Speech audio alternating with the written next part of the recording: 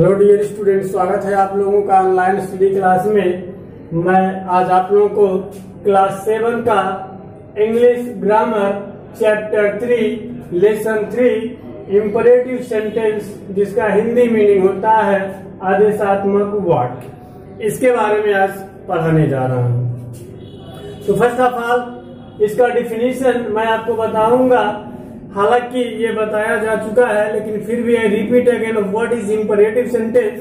तो listen me attentively.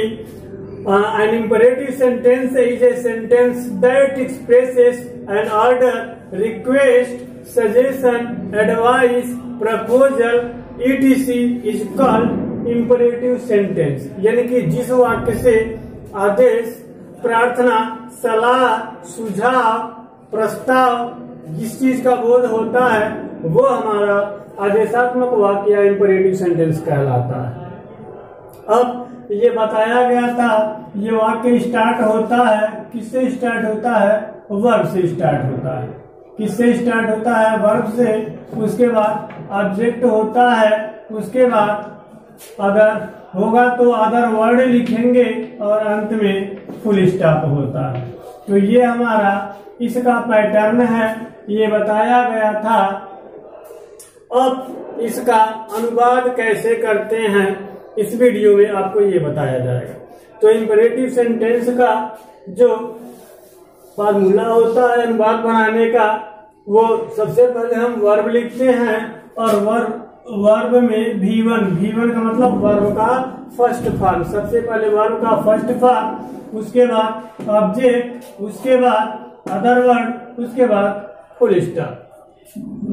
तो एक एग्जांपल हम लिखेंगे, उसके बाद उसका अनुवाद कैसे बनेगा ये देखें आप लोग। जैसे दरवाजा खोलो, दरवाजा खोलो, ये हमारा इंपरेटिव सेंटेंस है, आदेशात्मक वाक्य है। आदेशात्मक वाक्य जैसे कि पहले ही बता दिया गया है, आदेश दिया जाएगा। दरवाजा खोलो, इस वाक्य से लग रहा है कि ये एक प्रकार का आदेश है। तो दरवाजा खोलो, इसका जो अनुवाद होगा, फॉर्मूले पे हम जाएंगे। सबसे पहले लिखते हैं V1। तो V क्या है इसका? खोलना। खोलना का अंग्रेजी होता है ओपन। वर्ब हो गया ऑब्जेक्ट, क्या खोलो? दरवाजा। Open the door. दरवाजा खोलो, वर्ब लिखेंगे, ऑब्जेक्ट लिखेंगे, रहेगा तो नहीं, रहेगा तो नहीं लिखेंगे। उसके बाद अदर वर्ड रहेगा तो लिखेंगे, नहीं रहेगा आगे बढ़ जाएंगे। दरवाजा खोलो, ओपन द डोर। दूसरा वाक्य,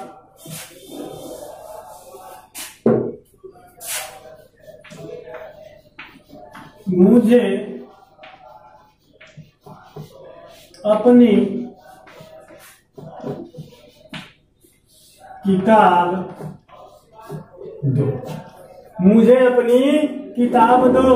अब इस वाक्य में अगर पूछा जाए कि कौन सब्जेक्ट है, कौन वर्ब, कौन ऑब्जेक्ट, तो बहुत से बच्चे इसको सब्जेक्ट समझ लेते हैं, हालांकि ये सब्जेक्ट नहीं है और यहीं पे बच्चे गलती कर देते हैं। मुझे अपनी किताब दो, पहला चीज यहाँ पे देखें, इसमें तो सब्जेक्ट ही नहीं है, क्योंकि ये इंपरेटिव सेंटेंस है, सब्जेक्ट छुपा हुआ रहता है इसमें। अब किसी से कहा जा रहा है मुझे अपनी किताब दो, एक तरह से ये भी आदेशात्मक है, आदेश किया जा रहा है, आदेशात्मक है, ये इंपरेटिव सेंटेंस है।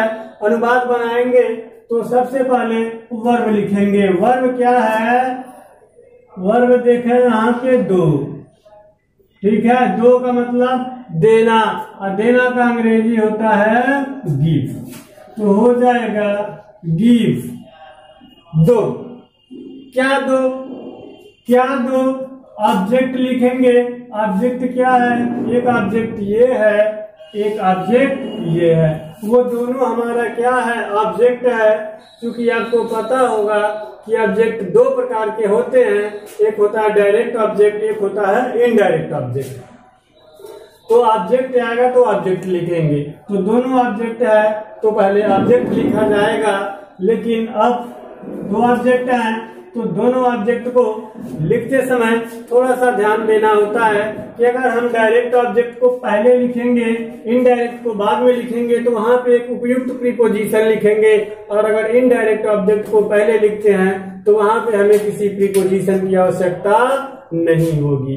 तो गिव, उसके बाद हम इनडायरेक्ट ऑब्जेक्ट लिख रहे हैं तो हमें प्रीपोजिशन की आवश्यकता नहीं होगी। गिव मुझे, इसका अंग्रेजी होता है मी, अपनी किताब, गिव मी, अपनी का हो जाएगा योर, और किताब का हो जाएगा बुक, यानी कि गिव मी योर बुक। इसको ऐसे भी बनाया जा सकता है, गिव योर बुक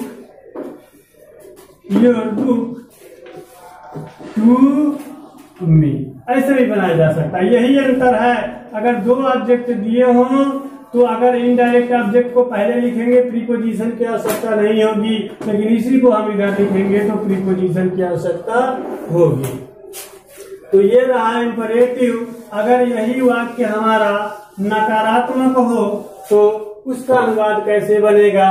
नकारात्मक होगा तो उसमें कुछ नहीं करेंगे बल्कि डू, उसके बाद नॉट, उसके बाद V1, बस, उसके बाद ऑब्जेक्ट अदर वर्ड, बस इतना हो जाता है। जैसे उदाहरण हम लिखेंगे, दरवाजा मत खोलो। जैसे दरवाजा, इसके पहले उदाहरण हमने दिया था दरवाजा खोलो, लेकिन अब वही नकारात्मक होगा तो कैसे अनुवाद बनाएंगे?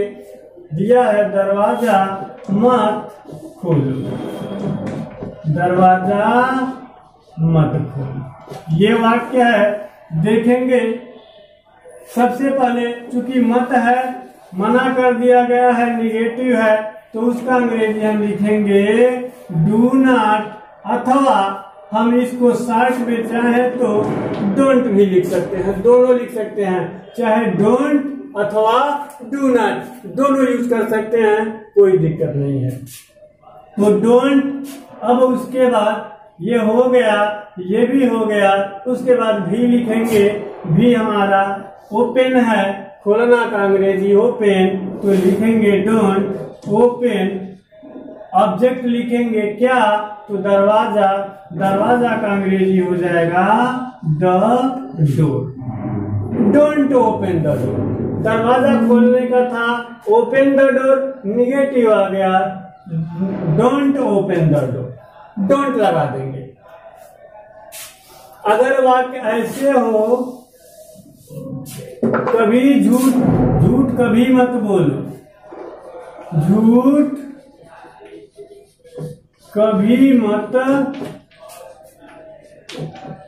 बोलो, झूठ कभी मत बोलो, अथवा झूठ कभी नहीं बोलो, दोनों बातें कही है। अनुवाद बनाएंगे, कभी नहीं का अंग्रेजी हम नेवर लिखेंगे, न कि डू नॉट लिखेंगे। तो ये ध्यान रखेंगे, यहाँ पर हो जाएगा नेवर, नेवर मीन्स क्या होता है? कभी नहीं, नेवर। उसके बाद वर्ब लिखेंगे जो होता है टेल, नेवर टेल क्या? झूठ, ए लाई, नेवर टेल ए लाई, झूठ कभी मत बोलो। यानी कि निगेटिव वाक्य होगा तो डू नॉट चाहे तो स्टार्ट कर सकते हैं, अगर वाक्य में कभी नहीं दिया है तो उसको हम नेवर से स्टार्ट कर सकते हैं। तो ये हो गया इसका अनुवाद। एक तीसरा प्रकार जो होता है वो लेट से, जैसे वो वाक्य किस टाइप से होगा? जैसे उसे खेलने दो, जैसे उसे खेलने दो। अगर इस टाइप से वाक्य आते हैं तो हम उसको लेट से स्टार्ट करते हैं। दो का अंग्रेजी हम गिवन नहीं लिखेंगे, उसका अंग्रेजी हम लिखेंगे लेट, लेट। उसके बाद ऑब्जेक्ट लिखेंगे, हालांकि ये भी वर्ब ही होता है तो वो लिख देंगे लेट।